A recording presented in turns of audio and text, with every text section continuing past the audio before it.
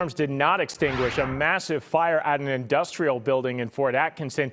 It continues to burn right now, exhausting crews and leading to evacuations nearby. Our Casey Cronus joins us live at the scene. And Casey, this might not be out anytime soon, right? Ben, after about 3 hours of fighting this fire, a water shortage led the fire chief to determine these flames are going to need to burn out on their own. As you can see, they are still raging on, expected to burn throughout the night and possibly into tomorrow. The structure itself determined to be a total loss.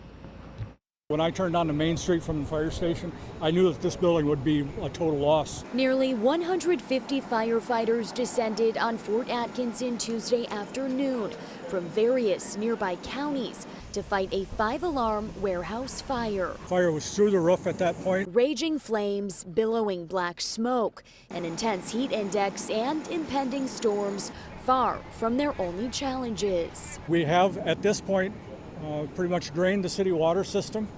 Water towers are down to about 15 feet, which is very near the minimum amount that we need to operate the city. City Fire Chief Daryl Roush says the structure located near Oak and Main is a transit warehouse that primarily houses military tires and some chemicals. They used to make military shells here during the war, many years. And I thought, oh, there's a lot of oil around because of that. Jerry Meskey lives nearby and says when he looked up to see the smoke, at first he thought it was a storm cloud. Then my daughter came home and she said, oh, there's a fire. No one was inside at the time of the fire, and there have been no serious injuries or deaths. Nearby, crews were able to keep the flames from reaching the Fort Atkinson Kennel Club, where no animals were inside at the time.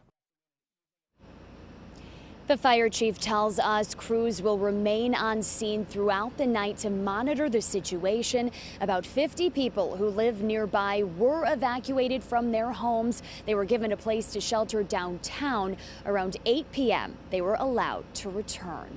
Reporting live in Fort Atkinson, Casey Cronus, FOX6 News. Pretty wild to still see it burning out there. All right, Casey, thank you.